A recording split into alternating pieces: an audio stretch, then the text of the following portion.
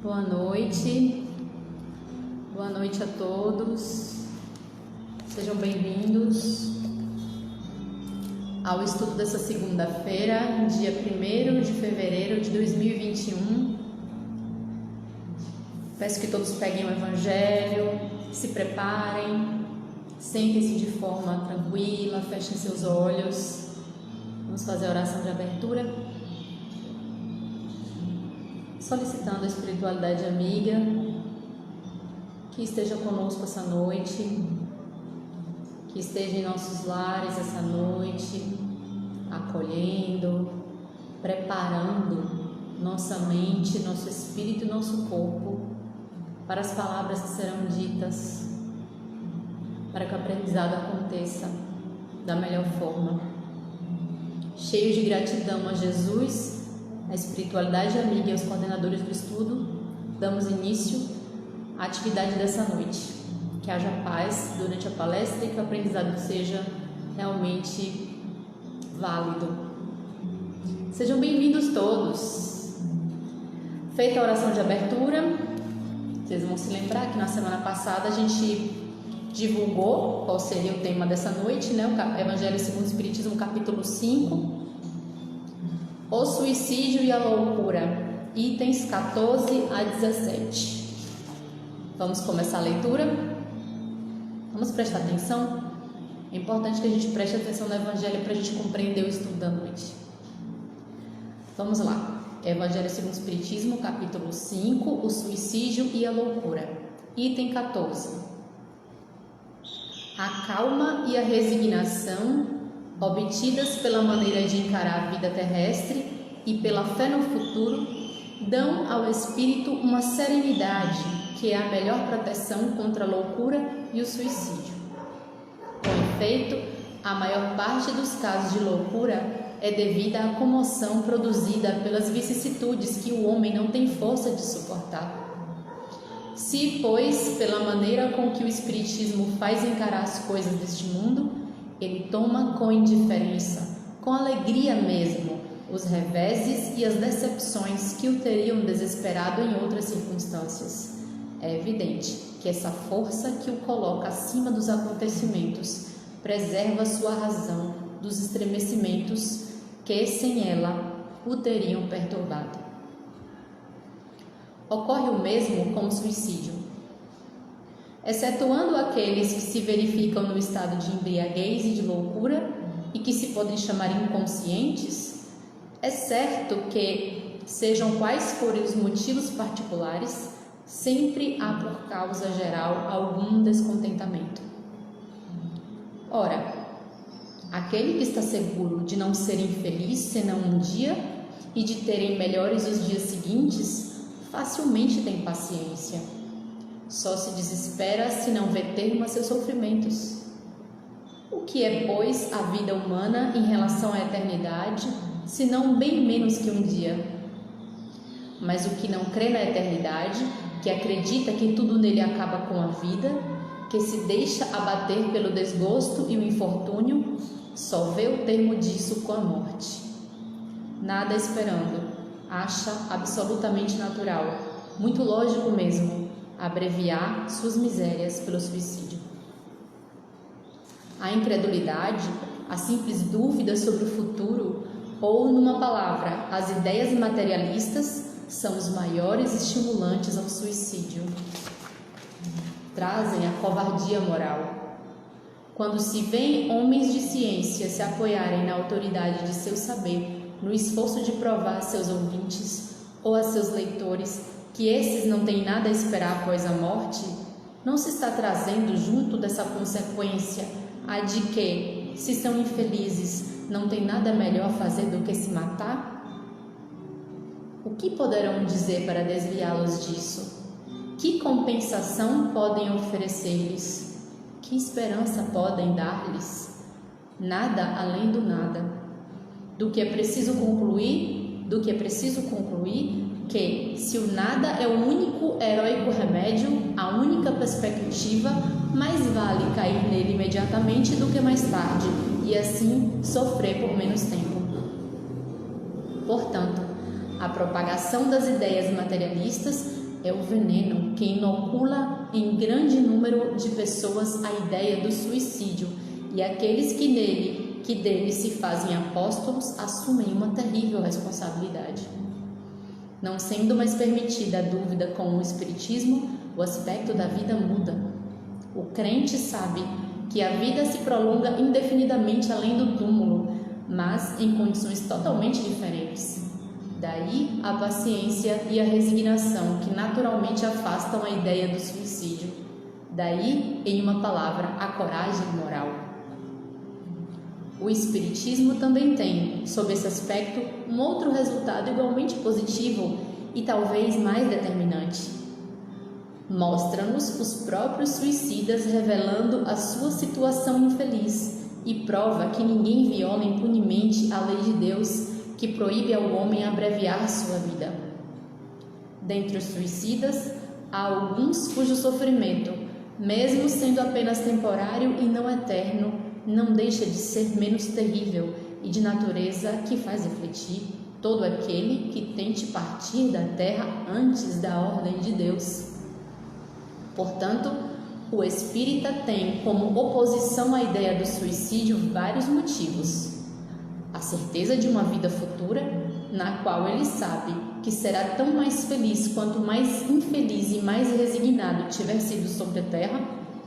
A certeza de que, abreviando sua vida, chega a um resultado totalmente contrário ao que esperava, que foge de um mal para cair noutro pior, mais longo e mais terrível, que se engana se acredita que, matando-se, vai mais rápido ao céu, que o suicídio é um obstáculo à reunião no outro mundo com as pessoas de suas afeições que lá esperava reencontrar, do que se conclui que o suicídio, não lhe trazendo senão decepções, é ao contrário aos seus próprios interesses.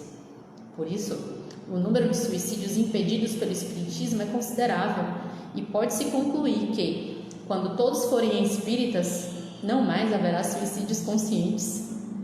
Comparando então os resultados das doutrinas materialista e espírita, só pelo ponto de vista do suicídio, descobre-se que a lógica da primeira conduz a ele, enquanto a lógica da última o evita, o que é confirmado pela experiência. Então, gente, Evangelho lido, capítulo 5, Bem-aventurados os aflitos, o suicídio e a loucura, itens 14 a 16. Bom, pessoal, como sempre, a gente sempre inicia os estudos falando que, mais uma vez, a espiritualidade não manda a gente falar somente sobre esses itens, mas sempre traz uma ideia associada que, através dessa ideia associada ao tema, eles pretendem guiar o nosso estudo para aquilo que é interessante para o nosso aperfeiçoamento. E essa noite, junto com os itens 14 a 17, o suicídio e a loucura, quis a espiritualidade que nós observássemos e estudássemos o tema, tendo a certeza de que devemos viver na esperança. Veja que é uma continuidade do que a gente falou nas duas últimas palestras. Isso de fato é muito verdadeiro, porque de fato a loucura e o suicídio eles são ocasionados pela falta de esperança, né? Em nossas aflições, por vezes, achamos que não existem saídas para os nossos problemas, a gente se vê diante de problemas que nós entendemos que são insolucionáveis e desenvolvemos alguns transtornos graves, psicológicos, em maior grau psiquiátricos, que podem, num grau ainda muito pior, acabar no suicídio. É uma falta completa de esperança que leva pessoas a fazerem isso. E o Evangelho da Noite, veja que Kardec ele é muito contundente em nos dizer que o que nos leva à loucura e o que nos leva ao suicídio é o materialismo. Às vezes a gente fica pensando, né, que materialista é só aquele que é apegado às coisas da terra. A gente tem esse conceito de materialismo, mas não é bem nesse sentido que Kardec está falando. Quando Kardec fala em materialismo no Evangelho, ele está falando de pessoas que agem como se essa vida fosse uma única vida, como se o presente fosse tudo e que é preciso ser feliz aqui, agora, de que só vive uma vez e que, portanto, eu tenho que ser feliz agora e que se eu for infeliz, eu tenho motivos para odiar a vida ou até motivos para desistir dela. Isso é materialismo, de acordo com o que Kardec está falando.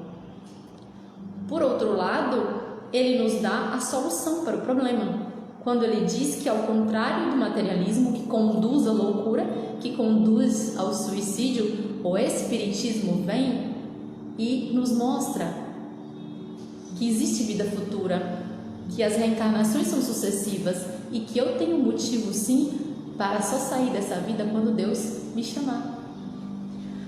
Mas, ainda um pouco além do que Kardec disse, ele não diz só que a gente tem que conhecer o Espiritismo, que a gente precisa viver o Espiritismo, né? Muitas vezes nós, que nos dizemos espíritas, nos entregamos a essa falta de esperança. A gente, quando faz isso, né, nós estamos automaticamente duvidando da nossa própria fé, que tem na transitoriedade da vida terrena o seu maior consolo. Então nós espíritas temos que dar esse exemplo. Cada ponta de desânimo, de tristeza da nossa parte demonstra uma falta de fé nessa crença que a gente se orgulha tanto de ter, né? Orgulho aqui, só me lembro de Carlos Alberto, né?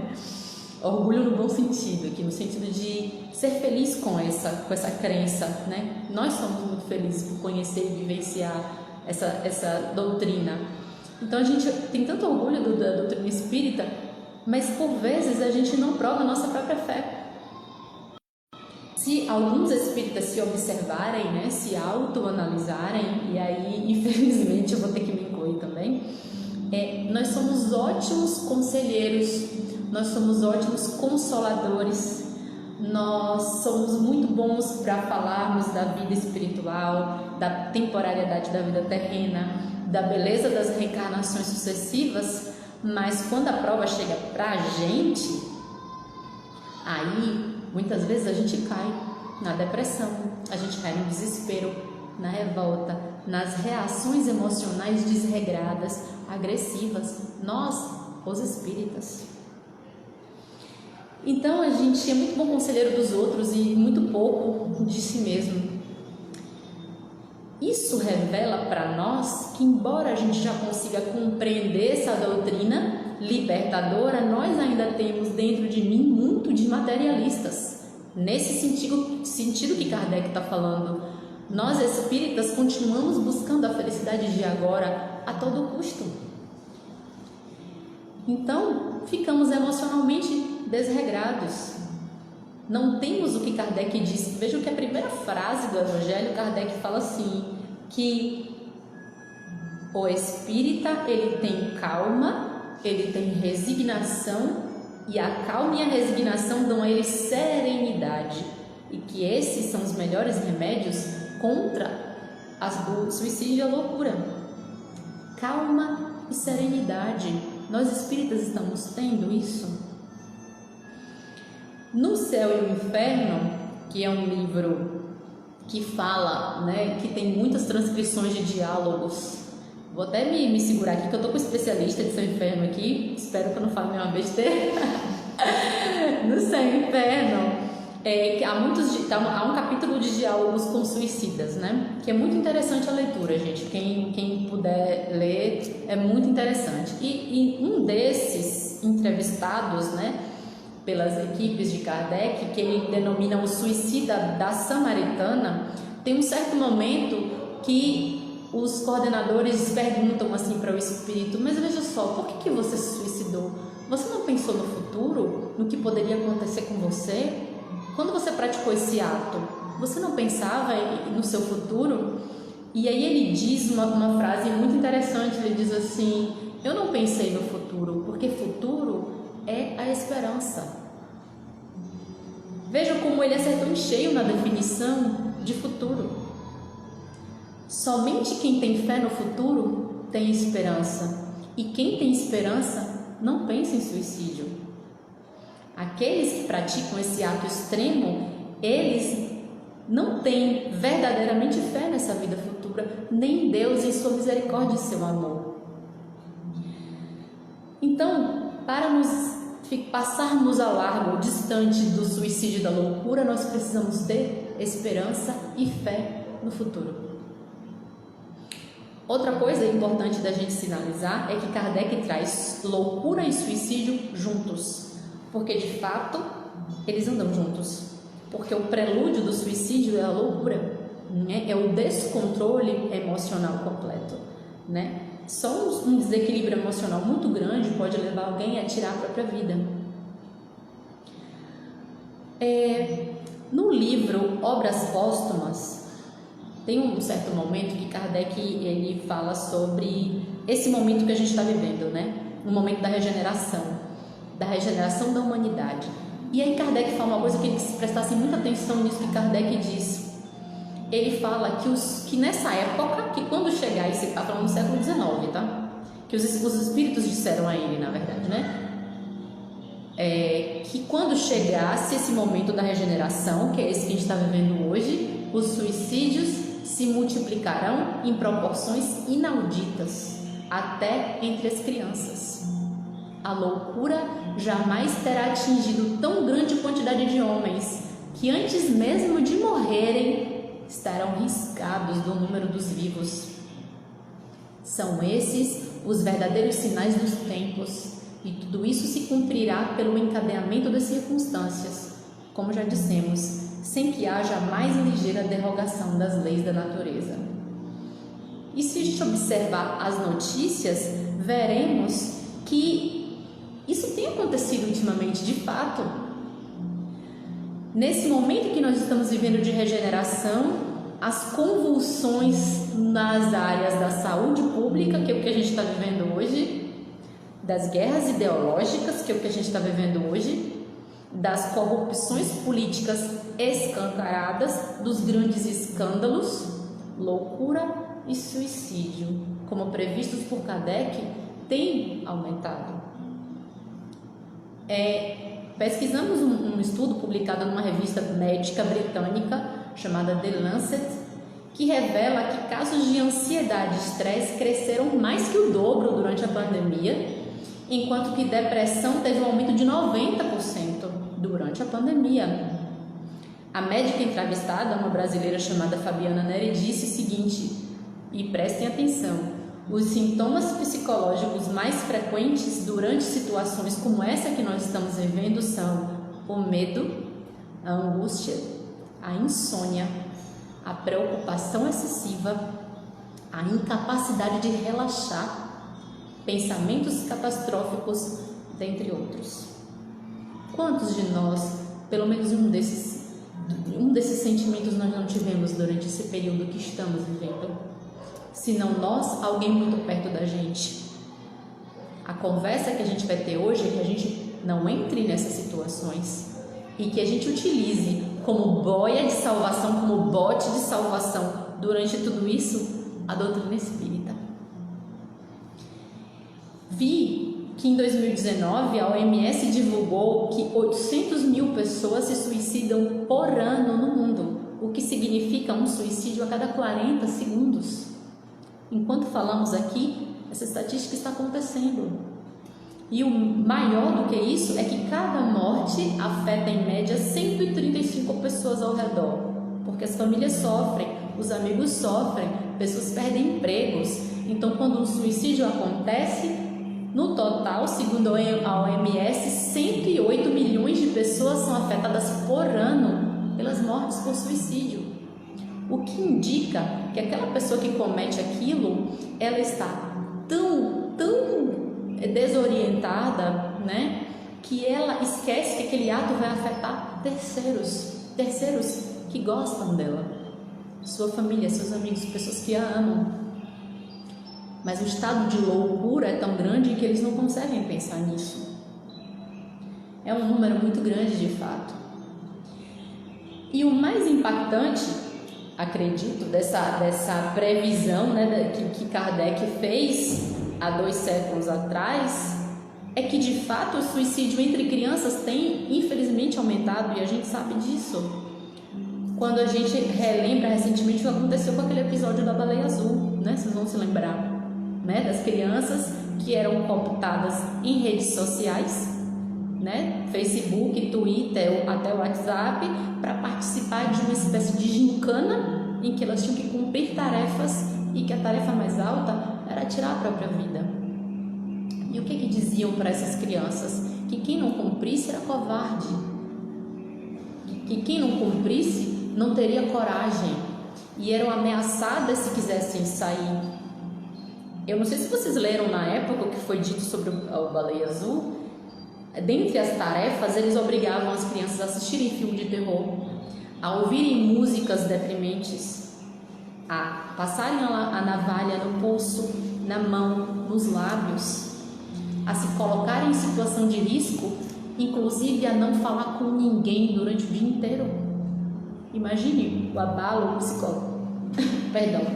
psicológico que não se impõe a um adolescente, uma criança, em relação a tudo isso.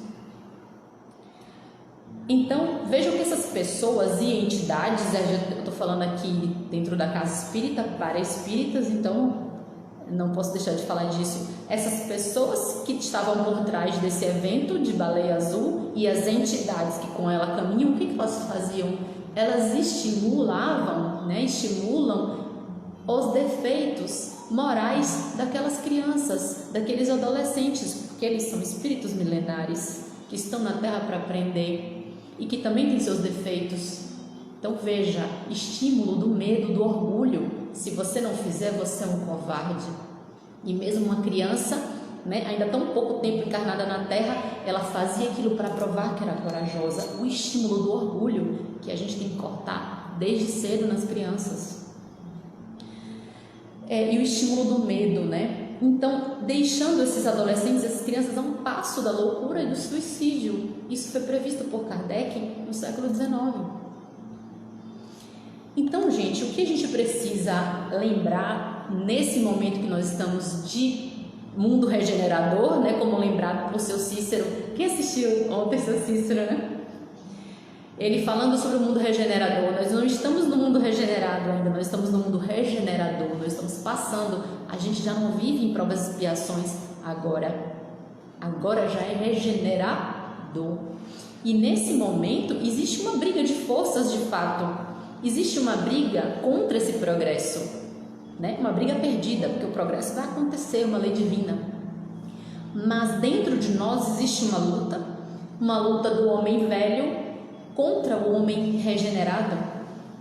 E regenerar-se não é uma tarefa leve, não é tranquilo se regenerar, é uma batalha diária que a gente faz, que tem altos e baixos, que tem quedas, mas que a gente se levanta.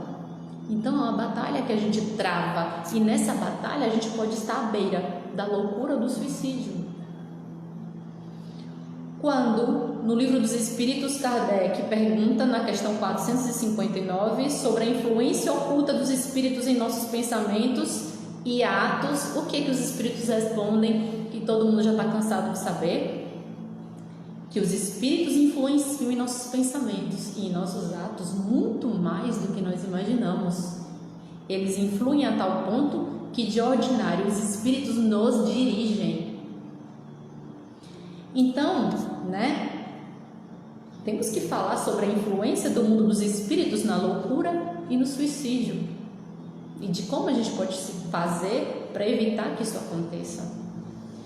Né? Teve um momento ontem que seu Cícero falou assim, que nesse momento, né, nessa última hora, nossas mazelas, nossas imperfeições, elas seriam colocadas à prova muito mais rapidamente, com muito mais força. Em tempo de provas e expiações, a sequência e a demora entre uma prova e outra era mais longa. Agora está tendo tudo muito rápido. Então, nós somos colocados à prova muito mais rapidamente. Isso gera realmente um estresse, né? Nessa luta interna pela nossa reforma íntima. Então, mais do que nunca, nós estamos sendo forçados a mostrar quem nós somos e quem nós queremos ser. E se nós queremos perseverar para mudarmos para melhor. E se de fato somos espíritas que tem fé no futuro e que tem esperança. Então eu preciso, nesse momento tão importante, me atentar o tempo inteiro se, de acordo com a questão 459, se eu estou sendo dirigida por espíritos voltados ao bem ou se eu estou sendo dirigida por espíritos tão viciosos quanto eu. Mas para isso, mais do que nunca, eu preciso estar atenta. Então tá, vamos começar falando, né, da loucura, né? O que Kardec quis falar sobre o que é essa loucura? O termo utilizado por Kardec, o que ele chamou de loucura, nós chamamos de doenças psicológicas em geral, que vão desde um simples descontrole emocional pequeno, que a gente às vezes considera normal, até um estado de demência completo, que faz com que a gente perca a consciência de nós mesmos. O exemplo mais simples, o início, digamos assim, a etapa 1 da loucura é o descontrole emocional. Quando a gente se envolve em uma situação que a gente não consegue pensar antes de agir, a gente age e pensa depois. Isso é o princípio da loucura. E a gente precisa ficar muito atento com isso. Quando eu explodo com alguém, eu perdi as esperanças em relação àquela pessoa. Quando eu perco a paciência, eu perdi as esperanças, eu não tenho mais tolerância e paciência com ela. Eu explodi. Se eu sou verdadeiramente espírita, né, se eu tento ser verdadeiramente espírita, eu tenho que confiar que aquela pessoa vai conseguir melhorar. Então eu tenho que me controlar. Essas situações limite a gente vai viver todo dia. E um verdadeiro espírita, ele tem que saber controlar. Porque ele tem que ter esperança. Aquele filho de Deus que te tira do sério, ele é um doente. Ele também é filho de Deus, ele também vai progredir, ele também vai chegar à juventude, igual a nós. Por que eu não tenho esperança e explodo? Então, gente, esse início de loucura, que é o descontrole emocional, ele não é personalidade forte, ele não é uma característica admirável e não é uma virtude. É o estágio 1 de uma loucura. Porque o homem regenerado, ele é manso e pacífico. Ele não é inquieto, ele não é perturbado. O seu Cícero falou disso ontem também. Se não tratada, essa agitação da fase 1, que é o descontrole, ela pode virar pânico. Quantos de nós não conhecemos alguém que tem síndrome do pânico, né? Elas estão diante de uma situação, Igor, quando estiver faltando 10, me avisa. Elas se colocam diante de uma situação que, como um gatilho, explode uma sensação de medo que só se acalma quando toma um remédio. Quando alguém tem síndrome do pânico e tem um gatilho desse, ele perdeu a esperança em si mesmo. Ele precisa de um remédio para se controlar. Ele já não se controla sozinho. Então, o descontrole emocional do estágio 1 é eu que perco a esperança em relação ao outro. No pânico, eu já estou perdendo esperança em relação a mim mesmo. Eu já preciso de uma alternativa, de um remédio, senão eu não consigo me controlar. Isso é muito sério. Eu desisti completamente do meu autocontrole. Eu perdi a esperança de me controlar.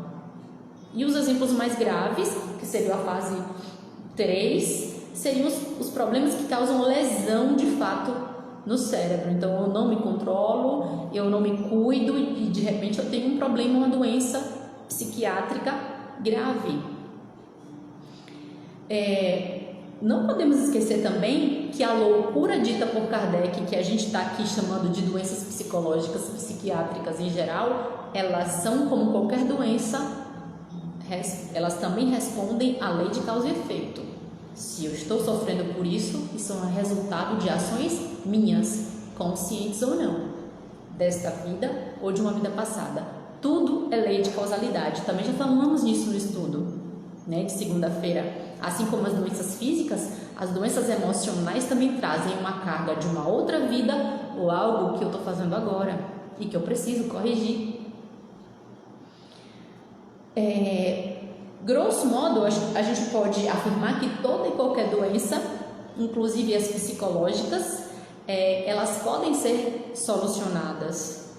Às vezes, pelos médicos da Terra, pelos psicólogos, sim, claro, mas às vezes esses problemas são espirituais e precisam ser resolvidos no corpo espiritual, não no corpo físico.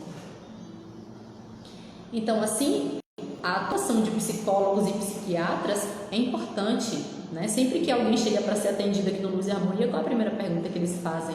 Já foi até o médico da Terra? Já fez todos os exames? É importante que se faça isso porque é possível, é uma via possível de cura? Sim, mas às vezes não. Às vezes é simplesmente mediunidade descontrolada. E eu tenho certeza que muitos que podem estar assistindo já passaram por isso aqui na Casa Espírita, né? Já chegaram completamente desequilibrados e conseguiram alcançar através do trabalho mediúnico paz. Tem uma história que Divaldo Franco conta em uma das suas palestras que é muito interessante para a gente poder fazer essa questão de o que é uma doença, uma loucura, né? Uma doença psicológica biológica, o que é uma doença psicológica, uma loucura mediúnica, né, espiritual. Divaldo conta uma história que ele tem um dos filhos adotivos dele, começou a ter pesadelos à noite, né? Ele começou a sonhar, segundo ele, com um bicho peludo que corria atrás dele. E ele acordava assustado. Então ele tinha esse pesadelo recorrente, Divaldo aplicava passe, Divaldo mandava para palestra, mandava ele trabalhar na horta, não deixava ele parado, porque quem para deprime, quem para fica realmente descontrolado. Colocou sempre o menino para fazer atividades, mas não deu muito certo. Num certo ponto ele já estava começando a se jogar do andar do quarto, tentando suicídio. Então esse menino foi internado, esse jovem foi internado numa clínica psiquiátrica. E os dias foram passando e narra Divaldo Franco que em uma das sessões mediúnicas lá da Mansão do Caminho manifestou-se o espírito perseguidor desse filho adotivo dele, né? Dizendo que ele tinha sido assassinado por ele em outra vida e que estava se vingando. E que na sua vingança ele faria com que o menino se matasse. Ele disse: eu vou matá-lo. Ele vai se jogar da janela e ele vai morrer. Só que o garoto estava sedado, né? Ele estava sedado no hospital, na clínica. Então, depois de muitas sessões mediúnicas, de muita doutrinação, esse irmão conseguiu perdoar, conseguiu se livrar dessa vingança, dessa perseguição. E aí Divaldo foi até o médico e disse: eu quero que você dê alta ao meu filho. E o médico disse: olha, se eu der alta para o seu filho, ele vai se matar. Eu não posso fazer isso. E Divaldo disse: pode dar alta, eu tenho certeza que ele não vai se matar. E o médico teria dito a ele que se o menino não se matasse, ele comeria o diploma. E Divaldo assinou um termo de responsabilidade, o filho dele teve alta. E é claro, não se matou, se formou em médico, se casou e teve um filho, que vocês já imaginam quem seja esse filho, né? Era o próprio espírito, né, que aceitou o desafio de vir dessa vez como filho do seu algoz para que eles pudessem se reconciliar. E aí Divaldo conta que ele ficou amigo desse médico, né? Porque ele ligou para o médico para dizer: então, você quer comer com sal o seu diploma ou você quer comer com açúcar? Como é que vai ser? E aí o médico começou a consultar sempre Divaldo quando aparecia um caso mais diferente. Ele dizia: será que isso é das suas coisas ou é de eu que resolvo? Então, assim, existem casos que a medicina resolve, mas existem casos que são espirituais e que a gente precisa tratar, né? Tem um livro que a gente pode indicar a leitura, que é do Clube do Livro, que estava nessa divulgação recente de Alessandra no grupo de Alê, que é o Aula 18. Quem estava aqui presencialmente antes da pandemia, seu Cícero indicou a leitura desse livro, tanto no estudo de segunda-feira quanto no estudo de terça, no estudo de prática mediúnica. O livro Aula 18 fala disso, um caso muito parecido com o filho de Divaldo. É a história de Roberto. Eu vou tentar contar mais ou menos aqui para não contar o livro todo, né? Mas infelizmente eu vou ter que contar algumas coisas. Nesse livro, né, que pode estar disponível, gente, procurem a ler no WhatsApp e ver se ainda tem. É um livro bem curtinho, de leitura muito fácil e de muito aprendizado. Nesse livro, o personagem, ele começa a ver vultos, começa muito simples, ele vendo uns vultos e tal, até que um dia ele tá com uma câmera e flagra um suicídio. E ele filma o momento, né? E num certo momento, aquele homem que estava no parapeito de um andar, de muitos andares, ele parece desistir, ele dá um passo para trás, e aí o Roberto, que é o personagem principal, tá filmando, né? E fica, poxa, ele vai desistir, graças a Deus. Mas ele consegue ver uma figura, uma sombra, que envolve o suicida pelo ombro, diz alguma coisa e de repente ele toma o ímpeto e empurra o corpo contra o nada, contra o vento e se suicida. E ele pensa, o Roberto pensa que ele filmou um assassino. Depois, no decorrer do livro, descobre-se que não havia ninguém na imagem. Ele estava vendo um espírito perseguidor daquele suicida. Um suicida, ele nunca está bem acompanhado espiritualmente, né? Ele recebe essas sugestões. E aí, durante o livro, todos pensam que o Roberto enlouqueceu e ele é internado na ala 18, né? Submetido a tratamentos horríveis, a medicações horríveis, a tratamentos de choque.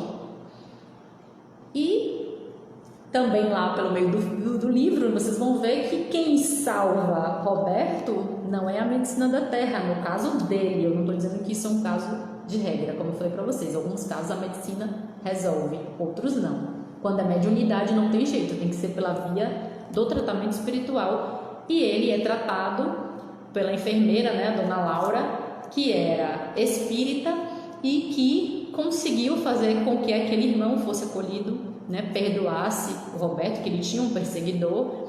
E aí depois eu não vou contar mais, né, que é para vocês comprarem o livro.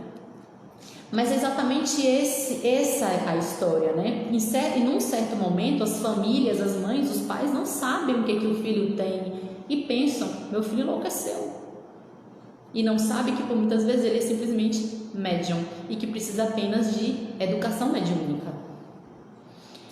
E quando a gente fala disso, em nenhum momento nós estamos dizendo aqui que a culpa pela loucura ou a culpa do suicídio é do espírito que sugestiona, mas da pessoa que não se controla. A culpa, não vou dizer a palavra culpa, que não é uma palavra muito boa, né? Mas assim, a responsabilidade sobre os meus pensamentos, sobre os meus atos, ela é totalmente minha, né? As pessoas interferem porque eu deixo. Então, o suicídio e a loucura, quando tem causas espirituais, elas nascem do nosso descontrole. Eu dou a senha para que o espírito me domine. Eu é que dou a senha para ele. E como é que eu dou essa senha? Quando eu não vigio os meus pensamentos, quando eu me entrego à desesperança, quando eu perco a fé em Deus, quando eu me descontrolo. Obrigada.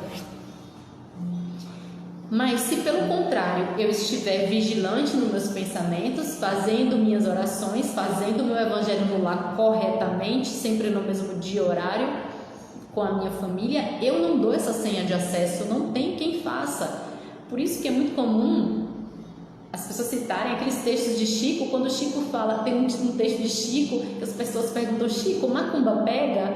E ele diz, não, desde que você esteja bem, que você esteja tranquilo. Podem emitir qualquer vibração de mal para você, se você estiver bem, você não vai se deixar afetar.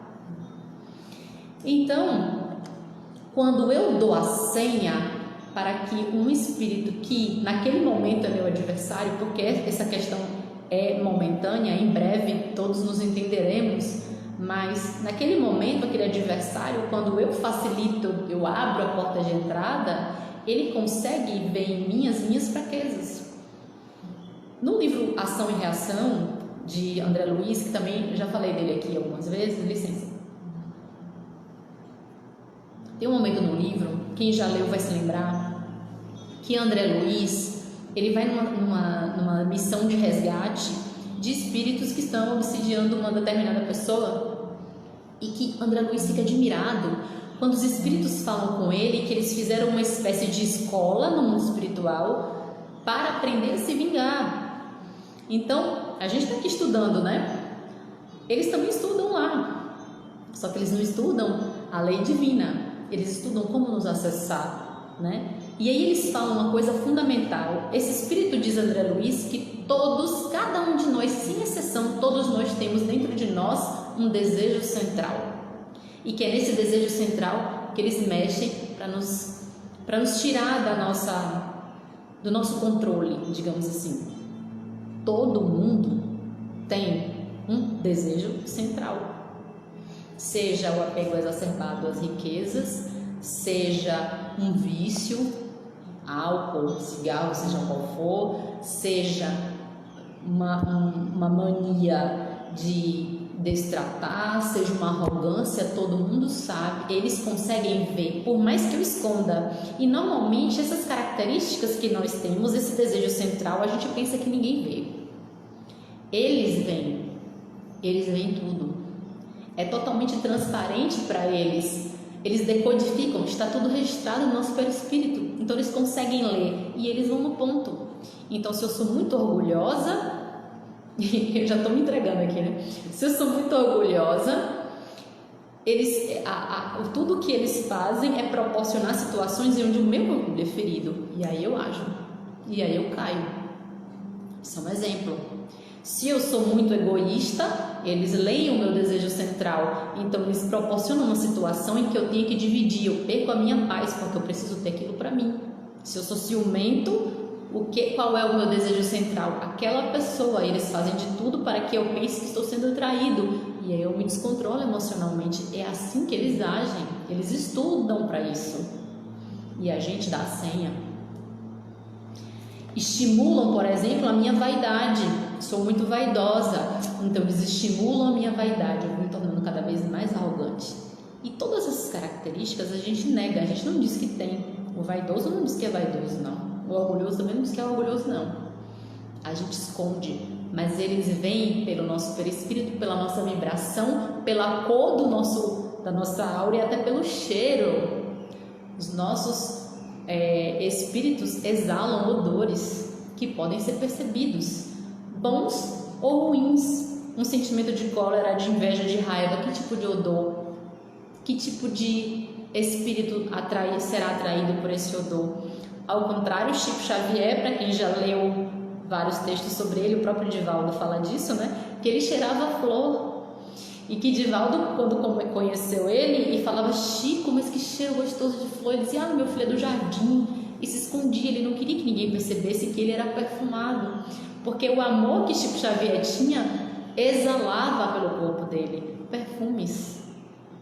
Os espíritos leem isso. Então, gente, como é que a gente já viu como é que a gente deixa, como é que a gente perde o controle das emoções e pode cair na loucura, nos desequilíbrios, mas que é justamente dando uma senha para que nos acessem, que é deixando de controlar o nosso homem velho, né? Deixando de ter uma certa disciplina nas orações, nas higienizações de pensamento e de atitudes. Mas e como é que eu consigo controlar, né? Para que eu não caia de fato na loucura? E como a gente disse no começo, Kardec é muito claro que o antídoto é viver a doutrina espírita. Se você estivesse num canal de medicina, seria outro. Se estivesse no canal, mas eu estou aqui no Centro Espírita falando para espíritas. Se a gente viver a doutrina espírita, a gente passa longe da loucura e do suicídio. Daí a importância do que chamam de profilaxia espírita. O que é a profilaxia espírita? Primeiro, isso que a gente está fazendo aqui, estudando, lendo, se informando, elevando meu filho num grupo de evangelização infantil. Eu estou fazendo um trabalho profilático para que ele não desenvolva essas coisas. Eu pego meu filho adolescente, eu coloco no estudo de juventude, profilaxia espírita. Nós adultos, nossos grupos de estudo, trabalho fraterno, estudo e trabalho mediúnico, tudo isso é profilaxia espírita, é um remédio que me afasta da loucura dos desequilíbrios. O Espírito de Verdade disse que nós deveríamos nos amar e nos instruir, não é isso? Então, se a gente conhece, se a gente estuda, se a gente se instrui, o passo seguinte é botar em prática. E aí, passo a passo, a gente começa a aprender a amar também. E, obviamente, quando a gente vivencia a doutrina espírita, quando a gente deixa de ser espírita da teoria, de ser espírita só no centro espírita, né? Esse é o nosso objetivo, não ser espírita só aqui, não ser espírita de teoria.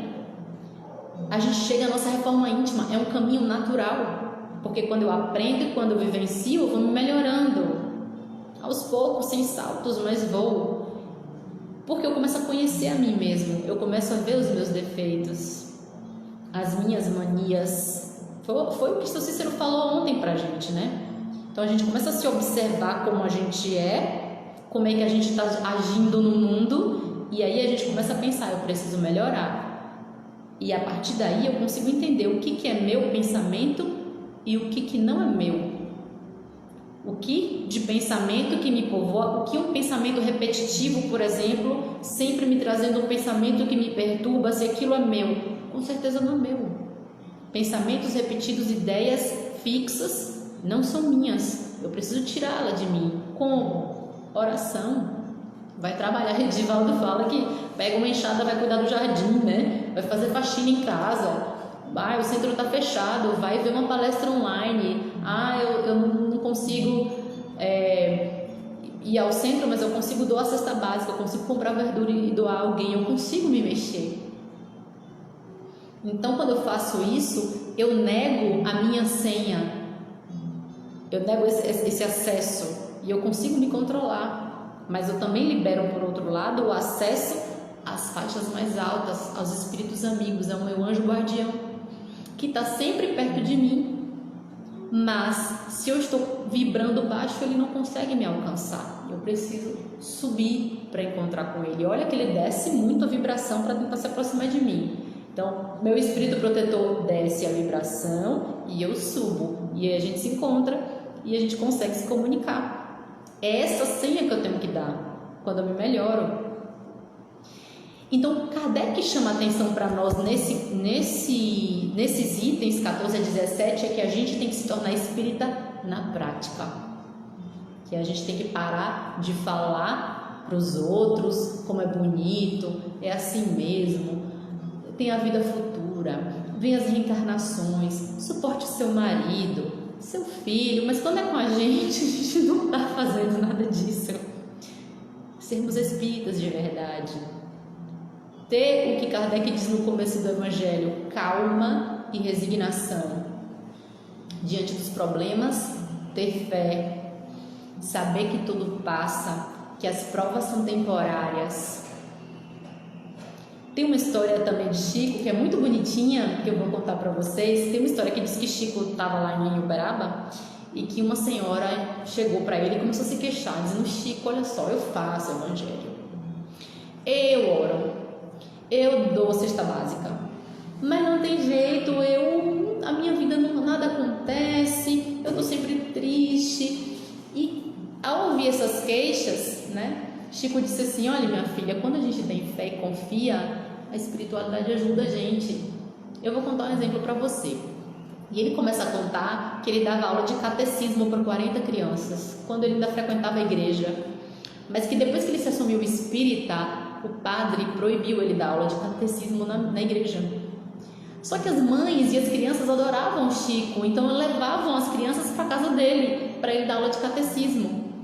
E ele ficava morrendo de pena. Por quê? Porque na igreja elas teriam lanche e na casa dele não tinha. Então, de repente, ele se viu com 40 meninos com algumas migalhas de pão e água. Aí ele fez: o que eu vou oferecer para elas? E começou a orar, pedindo a Deus, com muita fé, que algo acontecesse para que ele pudesse alimentar aquelas crianças. E diz ele que veio um vento muito forte, uma ventania muito forte, e que balançou a árvore onde eles estavam, porque eles estavam fora da casa de Chico, debaixo de uma árvore, e que aquela ventania chamou a atenção dos vizinhos. Os vizinhos foram para a porta, e aí olhavam para ele e diziam: Chico, o que foi isso? Ele dizia: foi o vento. E essas crianças estão fazendo o que aí? Ele: aula de catecismo. E você tem algum lanche para dar? Ele: não, pera que aqui tem um bolo. E ele ganhou um bolo. E outra vizinha saiu na janela: Chico, que barulho foi esse? Aí ele: foi o vento. Essas crianças. E o lanche? De repente ele conseguiu alimentar todas as crianças, mas foi só o vento. Então aquela ventania assustadora que levou as pessoas à porta, na verdade foi um estímulo à caridade. Elas foram caridosas por causa do vento, por causa do medo daquela ventania, elas conseguiram ajudar Chico e aquelas crianças. Então esse período de transição que a gente está vivendo é uma espécie de ventania também, e que a gente tem que saber aproveitar, porque ouvir a ventania, perceber o que está acontecendo e correr atrás de fazer o bem, de ser caridoso e de não perder a fé como Chico não perdeu. Onde ele ia conseguir alimentar tantas crianças assim? Ele orou e a ajuda veio. Então, gente, aproveitar esse momento que nós estamos vivendo para ter esperança e fé no futuro, que essa ventania vai passar e que a gente saiba aproveitar dela da melhor forma. Ainda em Obras Póstumas, depois que Kardec fala de suicídio e loucura, ele finaliza falando o seguinte: espíritas, o futuro é vosso e de todos os homens de coração devotados. Não se assustem com os obstáculos, porque nenhum há que possa embaraçar os desígnios da providência. Gente, Deus sabe o que está fazendo. Nenhum desses obstáculos que a gente vê vão embaraçar os planos de Deus para a Terra. Ela vai progredir. Então a gente olha as notícias no jornal. Hoje mesmo me falaram uma história horrível e disse: nossa, não tem jeito para esse planeta. Tem. Nada vai embaraçar os desígnios da providência. Kardec conclama os espíritas a isso. Aí ele diz: trabalhai sem descanso, agradecei a Deus de ter colocado na vanguarda da nova falange. Nós estamos nessa nova falange. É um posto de honra que vós mesmos solicitastes e do qual é preciso vos mostreis dignos pela vossa coragem, pela vossa perseverança e pelo vosso devotamento. Kardec está pedindo para a gente: poxa, vocês pediram para serem espíritas, vocês pediram para estar aqui, sejam corajosos, perseverem, sejam devotados. Felizes os que sucumbem nessa luta contra a força. A vergonha, ao contrário, esperará aos que sucumbirem por fraqueza ou pusilanimidade. Ele diz que as lutas são necessárias para fortalecer a alma, e o nosso contato com o mal faz com que melhor se apreciem as vantagens do bem. Sem as lutas que estimulam as faculdades, o espírito se entregaria a uma despreocupação e nunca evoluiria. As lutas desenvolvem as forças físicas e a inteligência. As lutas contra o mal desenvolvem as forças morais. E aí vocês vão se lembrar que seu Cícero disse também ontem: nós estamos vivendo o melhor momento das nossas vidas. E estamos, acreditem. E seu Cícero disse assim: vocês estão vivendo o melhor momento porque vocês estão mais preparados possíveis. Vocês nunca estiveram tão preparados como estão nessa encarnação para viver esse momento. E é o que Kardec está dizendo aqui. Se a gente viver essa doutrina de verdade, né? Suicídio, loucura, desequilíbrio, isso não vai passar por nós. Aproveitemos essa oportunidade, essa ventania. E assim, para finalizar, eu queria ler para vocês o Evangelho de João, palavras de Jesus. Vamos finalizar com esse ânimo, essa injeção de ânimo com palavras de Jesus, no Evangelho de João, no capítulo 16, versículos 20 a 22, quando Jesus disse: digo que certamente vocês chorarão e se lamentarão, mas o mundo se alegrará. Vocês se entristecerão, mas a tristeza de vocês vai se transformar em alegria. A mulher que está dando luz sente dores, porque chegou sua hora. Mas quando o bebê nasce, ela esquece a angústia, por causa da alegria de ter colocado no mundo um homem. Assim acontece com vocês. Agora é hora de tristeza para vocês, mas eu os verei outra vez, e vocês se alegrarão, e ninguém tirará essa alegria de vocês. Jesus. Então, gente, esse momento, os obstáculos, as coisas que estão acontecendo são necessárias para a regeneração. É em contato com tudo isso que está acontecendo que a gente vai desenvolver nossa moral, nossa coragem moral, nossa coragem. Então, espíritas, estamos sendo convocados. Vivamos o Evangelho, vivamos a doutrina espírita. E aí, com essa mensagem, a gente dá aqui por encerrado a nossa reunião de hoje, nosso estudo. Então, dá para fazer uma oração rápida, Igor? Tá. Vou fazer uma oração rapidinho, agradecendo a todos, a presença de todos, pedindo aos coordenadores da casa que abençoem o nosso lar, as nossas ideias, nossos pensamentos, que nos tornem espíritas disciplinados, espíritas trabalhadores, verdadeiros da última hora, para que a gente possa fazer valer esse momento tão importante para as nossas vidas e para o nosso planeta. Que Jesus abençoe a cada um de vocês, o lar de vocês e a vida de vocês. A gente se vê na próxima. Um grande beijo. Tchau, tchau. Ai, gente, o tema.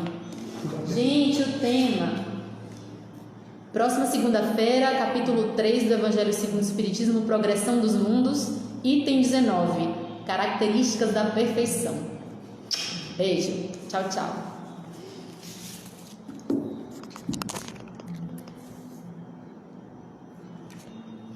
Ele é assim, viu? Ele fecha quando ele quer.